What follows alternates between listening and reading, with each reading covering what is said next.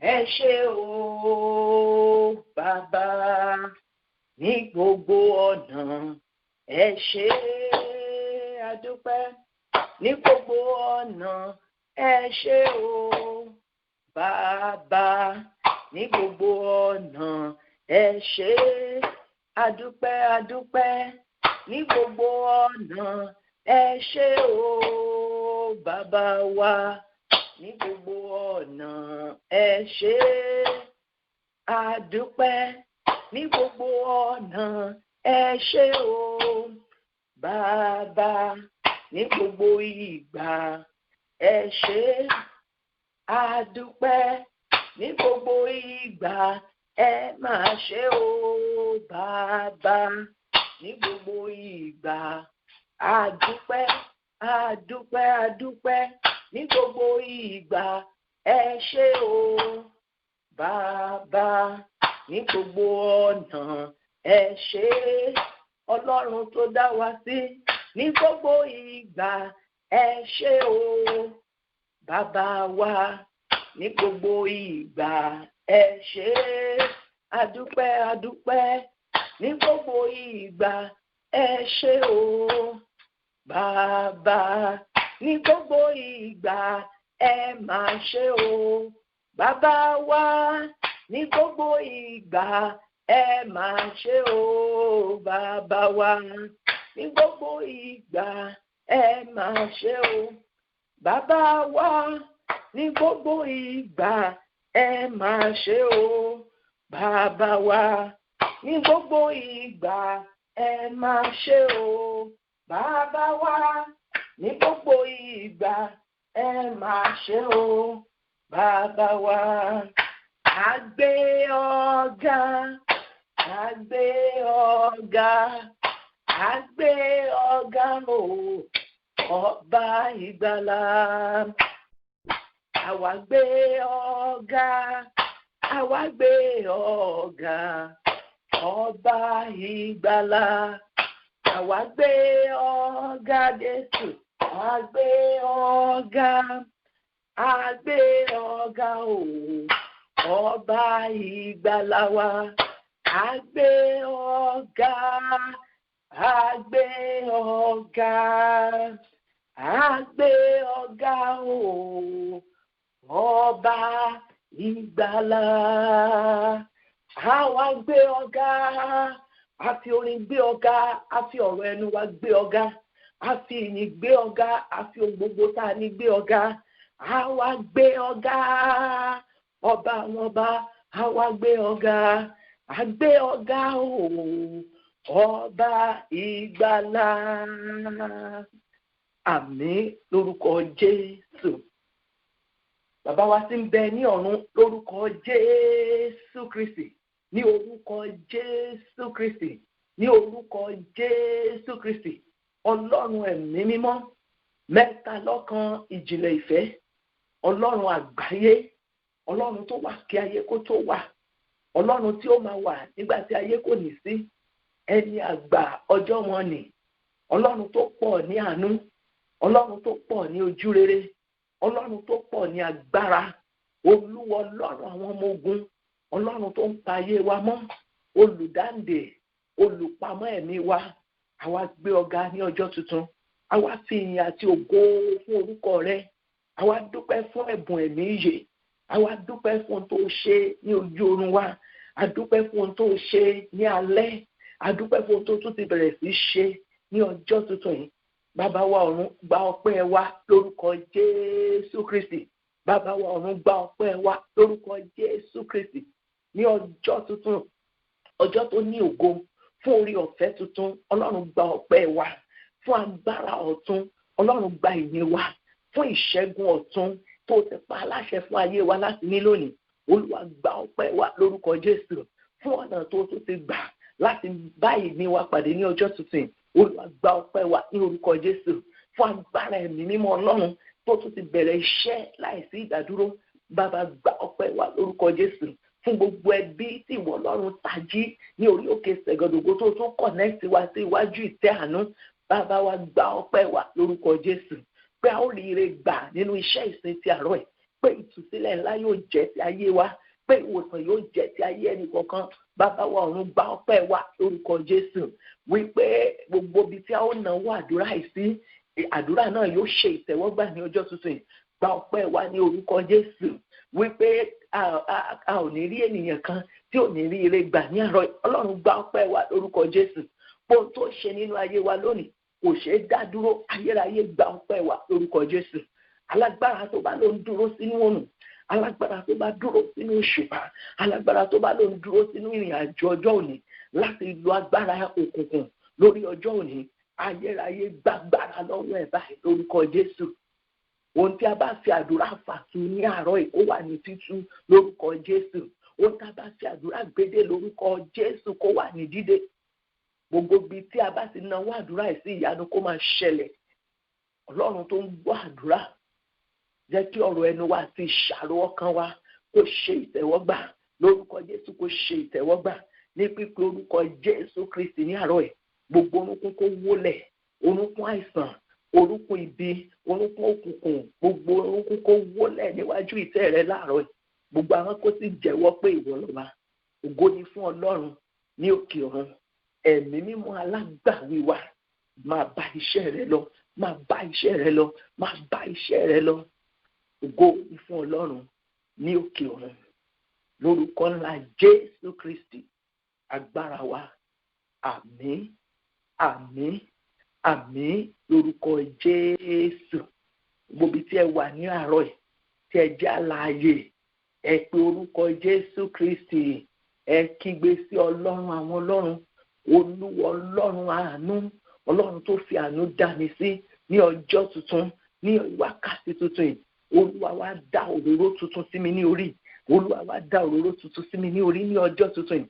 Olúwa wá dá òróró tuntun sí mi ní orí. Ẹ gbàdúrà lórúkọ Jésù, lórúkọ Jésù, ní orúkọ Jésù Kristi. Ọlọ́run àánú o, Ọlọ́run tó tún jẹ́ kó ṣeé ṣe fún wa láti wà láyé láàyè ọjọ́ tuntun nìyí. Olúwa, mo béèrè fún òróró tuntun.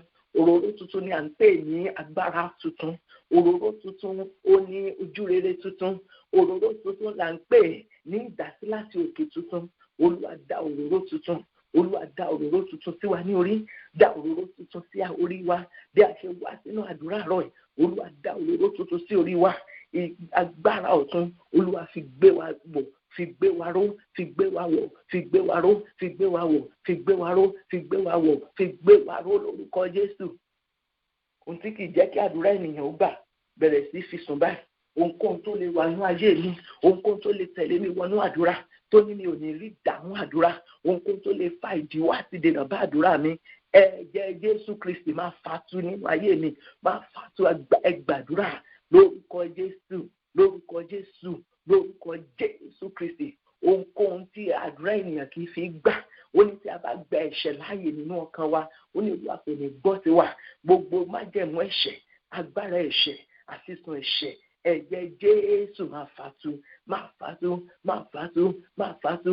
Ọlọ́run ṣe bẹ́ẹ̀ lórúkọ Jésù Olúwa wa. Ẹ sọ fún Ọlọ́run nínú àdúrà ọjọ́ tuntun yìí, Olúwa fi ẹ̀jẹ̀ Jésù sọ̀rọ̀ àánú, torí pé a kọ wípé ẹ̀jẹ̀ Jésù Kristi ó ń sọ ohun tó dára ju ẹ̀jẹ̀ Ébẹ́lì lọ. Olúwa fi ẹ̀jẹ̀ Jésù Kristi fi sọ̀rọ̀ àánú sí ayé mi ní ọjọ́ tuntun yìí. Olúwa fi ẹ̀jẹ̀ Jésù Kristi sọ̀rọ̀ àánú sínú ayé mi. Àdúrà lórúkọ Jésù, lórúkọ Jésù, lórúkọ Jésù Kristi, alágbára láyé àti lọ́run, ọba àwọn ọba. Ohun gbogbo tó ṣe ní òní, Olúwa fi ẹ̀jẹ̀ Jésù sọ̀rọ̀ àánú. Olúwa sọ̀rọ̀ àánú rẹ sínú ayé gbogbo àwọn ọmọ rẹ. Olúwa sọ̀rọ̀ àánú rẹ sínú ayé wa. Ọlọ́run sọ̀rọ̀ àánú sínú ayé àwọn ọmọ wa. Ọlọ́run sọ̀rọ̀ àánú rẹ, sọ̀rọ̀ àánú rẹ, sọ̀rọ̀ àánú rẹ, sọ̀rọ̀ àánú rẹ sí orílẹ̀-èdè wa lónìí. Sọ̀rọ̀ àánú rẹ sí ìgbé ayé wa lónìí. Sọ̀rọ̀ àánú rẹ sí ìrìn àjò wa lónìí. Olúwa Ọlọ́run alágbára, àánú kó yanjú ọ̀rọ̀ wa. Àánú kó yanjú ẹ̀. Àánú kó yanjú ẹ̀. Àánú kó yanjú ẹ̀. Àánú tó máa ń ṣògo lórí ìdájọ́, Olúwa fi ṣe ògo ní ọjọ́ tuntun yìí. Ọlọ́run kò ṣe bẹ́ẹ̀. Ògo ni fún Ọlọ́run ní òkè ọ̀run. Àti kọ́ wípé àwọn tó bá gbẹ́kẹ̀ wọn lé Olúwa, wọn ó dàbí òkè Síónì tí a kò lè ṣí nídìí, ṣùgbọ́n tí ó dúró gbọngbọn. Mo gba àdúrà fún agbára ọ̀tun àti ìmísí ọ̀tun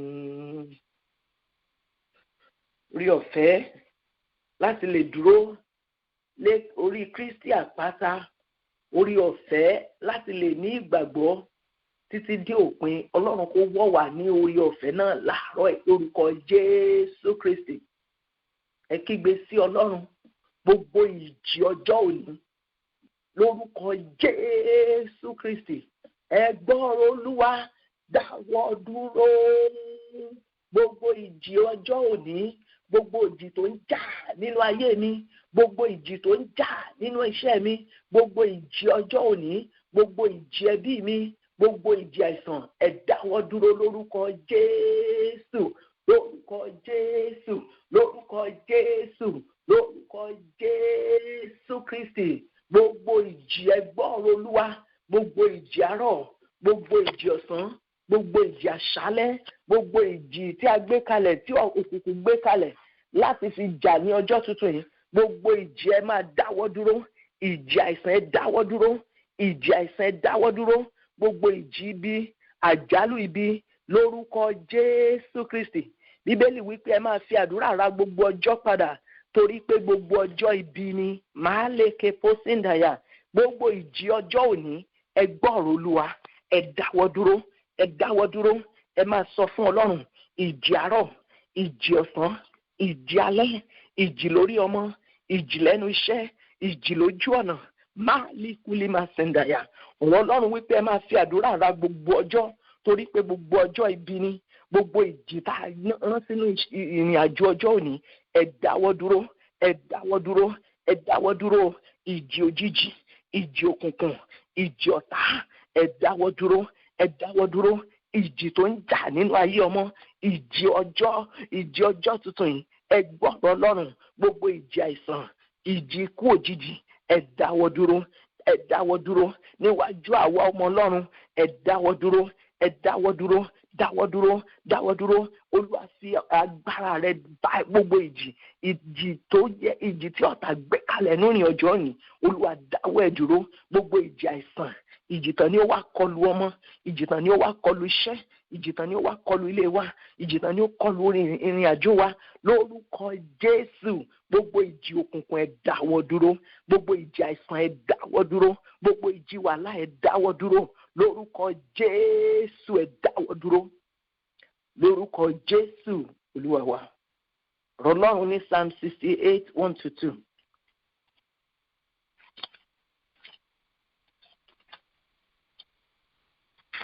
Psalm 68, Bible verse 1 and 2.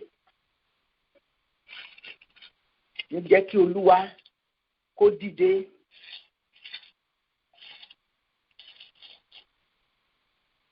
Ní kí Ọlọ́run kí ó dìde, kí a sì tú àwọn ọ̀tá rẹ̀ ká. Kí àwọn tí ó kórìíra rẹ̀ pẹ̀lú, kí wọn kí ó sì sá lọ kúrò ní iwájú rẹ̀. Bí èéfín ti fẹ́ lọ, bẹ́ẹ̀ ni kí o fẹ́ wọn lọ. Bí idà ti ń yọ́ níwájú iná, bẹ́ẹ̀ ni kí ènìyàn búburú kí ó ṣègbé níwájú Ọlọ́run. Jẹ́ kí Ọlọ́run kó dìde. Àwọn ogun ayé kan bẹ tí Ọlọ́run ò bá dìde fún yàn, tí Ọlọ́run ò bá dìde ìrànlọ́wọ́, tí Ọlọ́run ò bá dìde ìdásí láti òkè wá, ogun náà lè borí ayé ènìyàn. Torí náà kí ogun ọ̀tá, ogun ògo kó má bàa borí ayé gbogbo ọkàn yìí. Ẹ kígbe sí Ọlọ́run. Olúwa dìde kí àìsàn kó túká nínú ayé mi. Olúwa dìde kí gbogbo ìdè nínú ayé àwọn ọmọ mi kó túká. Tọ́lọ́run bá dìde fún yàn, oríṣiríṣi nǹkan ló lè ṣẹlẹ̀. Tọ́lọ́run bá dìde ìgbèníjà fún yàn, àwọn tó ní ọ lára wọn lè túká. Tọ́lọ́run bá dìde ìgbèníjà fún yàn, àwọn ọ̀tá rẹ̀ ò lè wá wọn kó má rí wọn mọ́. Tọ́lọ́run bá dìde ìgbèníjà fún yàn, iṣẹ́ rẹ tó ti apply fún wọn lè gbé ọ síbẹ̀. Ẹ pariwo sí Ọlọ́run. Ọlọ́run dìde kí ìṣòro mi kó túká lónìí. Ẹ gbàdúrà lórúkọ Jésù, lórúkọ Jésù, ní orúkọ Jésù Kristi. Ọlọ́run ẹ̀mí mímọ́, nígbà tó dìde ìgbèníjà fún àwọn ọmọ Ísírẹ́lì, ọjọ́ kan péré ló gbà wọ́n ní ilẹ̀ ẹrú. Ó gbà wọ́n, ó fi ọwọ́ agbára gbà wọ́n torí pé ó dìde, ó dá sí ọ̀rọ̀ wọn. Ọlọ́run dìde kí ìṣòro ẹbí mi ó túká. Ọlọ́run dìde, dìde, Olúwa dìde, Olúwa dìde, kí àìsàn mi kó túká. Ẹ gbàdúrà, Olúwa dìde, kí ìṣòro ọlọ́jọ́ tó ti pẹ́ mi kó yọ́ dànù bí èéfín ti ń yọ́ dànù. Olúwa yọ́ ìpọ́njú dànù, yọ́ wàhálà ayé wa dànù. Ọlọ́run dìde ìgbèníjà bí a ti wá kànlẹ̀kùn, bá a ṣe wá pè ọ́ sínú ìjà wa ní àárọ̀ yìí. Olúwa dìde, Olúwa dìde, kí ìṣòro ọlọ́jọ́ tó ti pẹ́ kó túká, ìṣòro ayé ọmọ kó yọ́ dànù. Olúwa dìde, kí ogun ayé wa kó gbẹ dànù, kó gbẹ dànù. Olúwa dìde. Àṣà ti kọ́ wípé jẹ́ kí Ọlọ́run kó dìde, kí àwọn ọ̀tá rẹ̀ kó fọ́nká. Àìsàn ọ̀tá Ọlọ́run ni nínú ayé ọmọ Ọlọ́run. Àìní, àìlọ́mọ, àìníṣẹ́, àìlọ́kọ, ọ̀tá Ọlọ́run ni. Ohunkóhun tí ò bá ti mú kí inú ọmọ Ọlọ́run dùn, kí ògo Ọlọ́run kó fi àìsàn ò fi ògo Ọlọ́run hàn nínú ayé ọmọ Ọlọ́run. Àìní ò fi ògo Ọlọ́run hàn. Ẹ kígbe sí Ọlọ́run kí Ọlọ́run kó dìde ní ọjọ́ tuntun yìí. Ọlọ́run dìde ìrànlọ́wọ́ fún mi. Gbàdúrà sí Ọlọ́run, Olúwa dìde ìgbèníjà fún mi, kí ìṣòro olórí kunkun ayé mi ó túká, kí àìsàn mi kó túká, ìpinnu aláburúkú kó túká, àṣetì kó túká, àìlọ́mọ kó túká, àìlọ́kọ kó túká, lórúkọ Jésù Kristi. Àti kọ́ wípé jẹ́ kí Ọlọ́run kó dìde, máa líkúlí máa sí ń dàyà, lórúkọ Bàbá Ọmọ àtẹ̀mí mímọ́. Ọlọ́run dìde, dìde nítorí ọ̀rọ̀ àwọn ọmọ rẹ̀. Olúwa dìde nítorí ogun ọjọ́ òní. Olúwa dìde nítorí ogun olórí kunkun. Olúwa dìde kí ìṣòro olórí kunkun kó túká. Olúwa dìde kí ojú kó ti ọ̀tá. Olúwa dìde kí ìyanu rẹ̀ kó farahàn. Olúwa dìde nítorí ọ̀rọ̀ àwọn ọmọ rẹ̀ ní àárọ̀ kí ìgbèníjà kó farahàn. Àti kọ́ wípé jẹ́ kí Ọlọ́run kó dìde, kí àwọn ọ̀tá rẹ̀ kó sì túká. Ohunkóhun tó jẹ́ ọ̀tá Ọlọ́run nínú ayé gbogbo ọkàn tó wà yìí kó pòórá, kó pòórá, kó túká, kó túká, kó túká, kó túká, kó túká, kó túká, kó di àwátì. Jẹ́ kí Olúwa kí ó dìde, kí ìṣòro ayé ẹnì kọ̀ọ̀kan lónìí kó dàsán, kó di àwátì, kó yọ́ dànù. Ohunkóhun tí ò fi ògo fún Ọlọ́run nínú ayé gbogbo ọkàn yìí, lórúkọ Jésù kó túká. Ògo ni fún Ọlọ́run ní òkè ọ̀run, lórúkọ Jésù Olúwa wa. Olùrànlọ́wọ́ kan, àgbájọ ọwọ́ ènìyàn kò lè gbẹ́rù dórí. Ní gbogbo ìrìn àjò ayé ènìyàn nílò olùrànlọ́wọ́ kan. Ó lè jẹ́ dókítà, ó lè jẹ́ nọ́ọ̀sì, ó lè jẹ́ lọ́ọ̀yà, ó lè jẹ́ ẹni tó mọ̀, ẹni tó mọ̀, ó lè jẹ́ ẹbí rẹ̀, ó lè jẹ́ ẹni tí ìṣẹ́bí rẹ̀. Ṣùgbọ́n mo gba àdúrà ní orúkọ Jésù pé olùrànlọ́wọ́ kan tí ọ̀run ti yàn yóò bá ayé ẹnì kọ̀ọ̀kan pàdé, yóò sì ṣiṣẹ́ ìrànlọ́wọ́ yẹn sínú ayé rẹ̀ lórúkọ Jésù. Tá bá lọ sínú ìwé Ruth. Thank you, Jesus. Ìwé Ruth orí kẹta. Ìwé Ruth orí kẹta. Thank you, Jesus. Jẹ́ ká wò láti ẹsẹ̀ kìíní. Ruth orí kẹta. Naomi ìyá ọkọ rẹ̀ sì wí fún pé, ọmọbìnrin mi, èmi kì yóò wá ibi ìsinmi fún ọ kí ó lè dára fún ọ. Naomi kọ́ ló bí Ruth, ṣùgbọ́n ìyá ọkọ rẹ̀ ni. Ṣùgbọ́n ọ̀rọ̀ Ruth ó jẹ́ lógún. Mo gba àdúrà ní orúkọ Jésù Kristi fún gbogbo abiyamọ tó wà ní bíbáyìí pé lórúkọ Jésù àwọn ọmọ wa wọn ní ṣíléyà lórúkọ Jésù. Àwọn ọmọ wa Ọlọ́run ó ṣètò ìyá ọkọ rere, ìyá ìyàwó rere yóò fi dé wọn ní adé lórúkọ Jésù. Ǹjẹ́ nísinsìnyí ìbátan wa kí Bóásì ṣe ọmọbìnrin ọ̀dọ̀ ẹni tí ìwọ ti ń bá gbé, kíyèsí ó ń fẹ́ ọkà báàlì ní alẹ́ yìí ní ilẹ̀ ìpákà rẹ̀. Nítorí náà wẹ̀ kí o sì para, kí o sì wọ aṣọ rẹ, kí o sì sọ̀kalẹ̀ lọ sí ilẹ̀ ìpákà. Ṣùgbọ́n má ṣe jẹ́ kí ọkùnrin náà kí ó rí ọ títí yóò fi jẹ tí òun yóò sì mú tán. Yóò sì ṣe nígbà tí ó bá dùbúlẹ̀ kí kí o kíyèsí ibi tí ó ń sùn sí, kí ìwọ kí o sì wọlé, kí o sì ṣí aṣọ ẹsẹ̀ rẹ̀, kí o sì dùbúlẹ̀, òun yóò sì sọ ohun tí òun ó ṣe fún ọ. Ó sì wí fún pé gbogbo èyí tí ìwọ wí fún mi ni èmi yóò ṣe. Mo gba àdúrà fún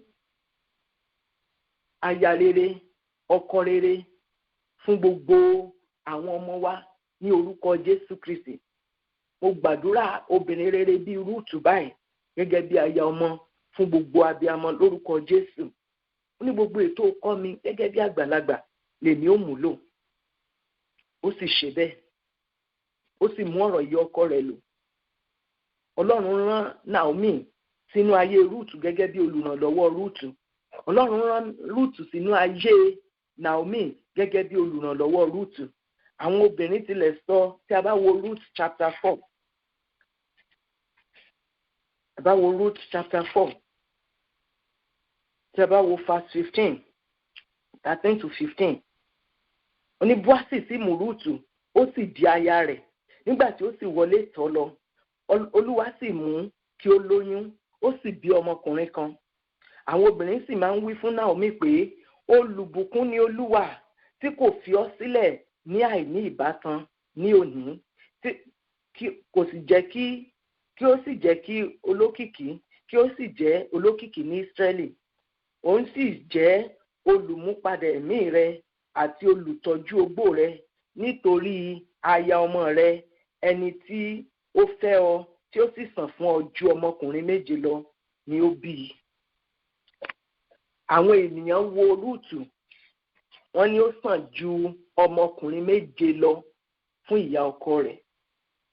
Mo gba àdúrà ní orúkọ Jésù fún aya ọmọ tí ó dàbí Rúùtù, tí ó sàn ju ọmọkùnrin méje lọ fún gbogbo abiyamọ lórúkọ Jésù. Mo sì gba àdúrà ní orúkọ Jésù Kristi fún ìwà rere. Gbogbo ayé ló ń sọ ìwà rere Rúùtù, kí Ọlọ́run yóò ṣe àwọn ọmọ wa, yóò ṣe wá ní oníwà rere ènìyàn. Tí a bá wo ìwé Rúùtù orí 3, tí a bá wo verse 11, Bíbélì pé ǹjẹ́ nísinsìnyí ọmọbìnrin mi, má ṣe bẹ̀rù gbogbo èyí tí ìwọ wí ni èmi ó ṣe fún ọ, nítorí gbogbo àgbájọ àwọn ènìyàn mi ni ó mọ̀ pé obìnrin rere ni wọ́n ṣe. Gbogbo ènìyàn ló jẹ́rìí sí pé obìnrin rere ni Rúùtù. Àtilẹ̀ ni òbí ti gbọ́dọ̀ máa gbà mọ́ àdúrà. Ọlọ́run fún ọmọ mi ní obìnrin rere gẹ́gẹ́ bí ayafẹ́, fún ọmọ mi ọkùnrin ní obìnrin rere gẹ́gẹ́ bí ayafẹ́, fún ọmọ mi obìnrin ní ọkùnrin rere. Naomi orí ogun ayé, Sátánì pa lẹ́kún, ó gba ọmọkùnrin àkọ́kọ́ lọ́wọ́ ẹ̀, ó tún gba ọmọkùnrin kejì lọ́wọ́ rẹ̀. Naomi gbé ọmọ rẹ̀ méjèèjì sin. Ẹ jẹ́ ká kígbe sí Ọlọ́run, Olúwa má jẹ́ kí n fi ọwọ́ mi gbé ọmọ mi sin. Ọlọ́run gbogbo má jẹ̀mú ikú òjijì lórí ọmọ. Ẹ̀jẹ̀ Jésù bá mi fagilé, ẹ̀jẹ̀ Jésù fagilé ohun tó lè pa mí lẹ́kún lórí ayé àwọn ọmọ mi. Ẹ̀jẹ̀ Jésù bá mi fagilé gbogbo ọfà ikú òjijì, ikú àìtọ́jọ́ lórí ọmọ. Ẹ̀jẹ̀ Jésù Kristi fagilé.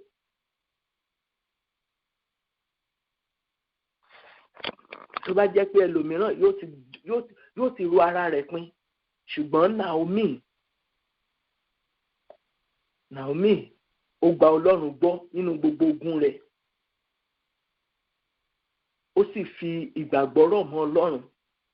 Olúwa sì lo aya ọmọ rẹ̀ Rúùtù gẹ́gẹ́ bí olùrànlọ́wọ́ kan sínú ayé ẹ̀. Mo gba àdúrà ní orúkọ Jésù. Olúwa yóò rán olùrànlọ́wọ́ kan. Ẹ jẹ́ ká sọ di àdúrà. Olùrànlọ́wọ́ kan Olúwa rán sínú ayé mi. Olúwa rán sínú ayé mi. Olùrànlọ́wọ́ kan tó ju méje lọ. Olúwa rán sínú ayé mi, rán sínú iṣẹ́ mi. Olúwa rán olùrànlọ́wọ́ kan tó ju ọkùnrin méje lọ, tó ju olùrànlọ́wọ́ méje lọ. Olúwa rán sínú iṣẹ́ mi. Olúwa rán olùrànlọ́wọ́ kan tó ju méje lọ. Olúwa rán sínú ìpè mi. Olúwa rán olùrànlọ́wọ́ kan tó ju igba lọ.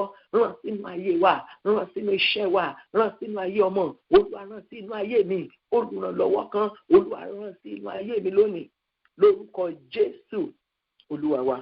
Ẹ jẹ́ ká sọ, Olúwa ṣe mí ní àpẹẹrẹ bóyá ọkùnrin ni ó sọ pé Olúwa ṣe mí ní àpẹẹrẹ ọkùnrin rere, Olúwa ṣe mí ní àpẹẹrẹ obìnrin rere. Gbogbo ènìyàn torí Rúùtù nílé àjòjì wọ́n ní obìnrin rere ni. Ó yẹ kí gbogbo obìnrin kan lọ ka ìwé Rúùtù pé irú àwọn ìwà wo ló wà nínú ayé Rúùtù tá a fi ń pè ní obìnrin rere. Tó bá yẹ pé ọmọ mìíràn ni yóò ti mú ìyá ọkọ rẹ̀ lájẹ̀, Rúùtù ó tẹ̀lé ìyá ọkọ rẹ̀, ó tọ́jú ìyá ọkọ rẹ̀ bí ìyá rẹ̀, Ọlọ́run sì san fún un. Ọlọ́run ṣe mí ní àpẹẹrẹ obìnrin rere.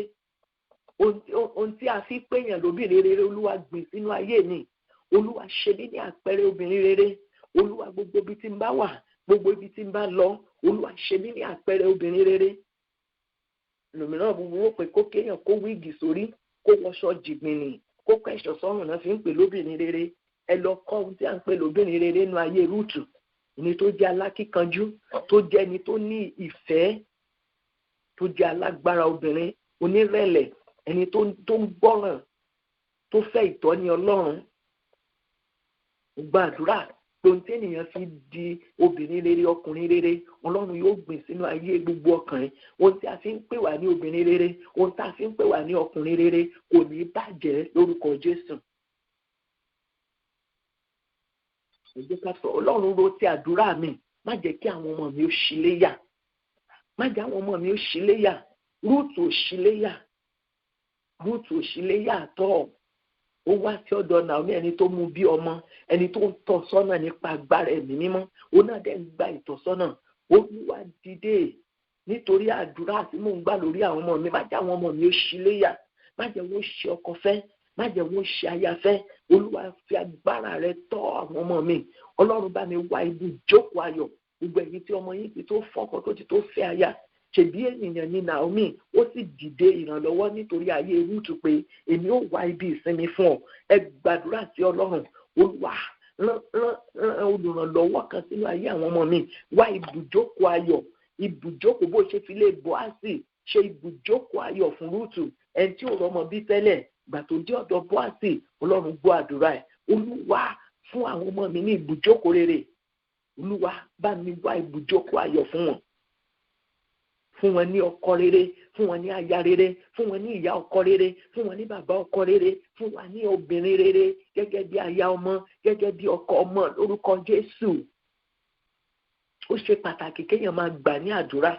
O lè ti tọ́ ọmọ rẹ kó dáadáa nígbà tó bá lọ fẹ́ pánákì kan, gbogbo ẹ̀kọ́ yẹn ó yí dànù. Ọlọ́run, mo gba àdúrà bí ìgbé ayé Naomi àti Rúùtù bó ṣe fi àfihàn ìdásí látòkè wá, ó yí ìtàn wọn padà. Opó ni Rúùtù, wọ́n ti sọ Naomi di àgàn alẹ́, ṣùgbọ́n Ọlọ́run tún ìtàn ayé rẹ̀ kọ. Mo sọ tẹ́lẹ̀ ní orúkọ Jésù Kristi, Ọlọ́run kó tún ìtàn ayé ẹnì kọ̀ọ̀kan kọ lónìí lórúkọ Jésù. Ohun tí òkùnkùn ti bàjẹ́, òkùnkùn ti rò wípé ọjọ́ alẹ́ Naomi máa dìdàkudà, ṣùgbọ́n Ọlọ́run tún fún un ní ọmọ nípasẹ̀ Rúùtù. Ọmọ tó wá di àrídùnnú fún, ọmọ tó wá di àrígbéjó, ọmọ tí àwọn ènìyàn wí pé olùbùkún ni Olúwa tí ò fi ọ́ sílẹ̀ ní àìní ìbátan. Sátánì ò fẹ́ kí Naomi ní ìbátan. Ọkọ kú, gbogbo àwọn ọmọ rẹ̀ tún kú, ṣùgbọ́n Ọlọ́run tún ìtàn ayé rẹ̀ kọ. Mo gbàdúrà ní àárọ̀ yìí ní orúkọ Jésù, gbogbo ìtàn tó ti bàjẹ́ tí ò fi ògo fọ́lọ́run, Olúwa kó tún ìtàn ayé ẹnì kọ̀ọ̀kan kọ lónìí lórúkọ Jésù. Ọlọ́run fi ilé Bóásì ṣe ibùjókòó ayọ̀ fún Rúùtù. Gbogbo ẹni tó nílò ibi ibùjókòó ayọ̀ fún ara rẹ̀, fún ọmọ, Ọlọ́run tó ṣe ti Rúùtù kó ṣe ti gbogbo yín lónìí lórúkọ Jésù Kristi. Rúùtù tó ti ya àgàn ọdún 10 ló fi bá ọkọ rẹ̀ gbé kó tó kú, bẹ́ẹ̀ kò rí ọmọ kankan bí ń bẹ̀. Gbà tó wọlé Bóásì, Ọlọ́run sì dá lóhùn. Mo sọ tẹ́lẹ̀ nínú oṣù kẹjọ yìí, gbogbo ẹ̀yin tẹ́ ń wojú Ọlọ́run fún ọmọ rere, Ọlọ́run tó dá Rúùtù lóhùn yóò dá yín lóhùn ní orúkọ Jésù. Rúùtù jẹ́ ẹni tó gbọ́ ìmọ̀ràn. Èmi gbàdúrà lórúkọ Jésù pé gbogbo ìmọ̀ràn ẹ̀mí mímọ́ lórúkọ Jésù àti ìtọ́ni ẹ̀mí mímọ́ a ó jẹ́ olùgbọ́ràn lórúkọ Jésù. Ọlọ́run lo Naomi fún Rúùtù, Ọlọ́run sì lo Rúùtù fún Naomi. Ẹni tí Ọlọ́run ó lò fún ayé rẹ, ẹni tí Ọlọ́run ó lò fún ẹnì kọ̀ọ̀kan lórúkọ Jésù kó bẹ̀rẹ̀ sí lò báyìí látòní lọ. Ògo ni fún Ọlọ́run ní òkè ọ̀run lórúkọ ńlá Jésù Kristi Olúwa wa. Àmín, àmín, àmín lórúkọ Jésù.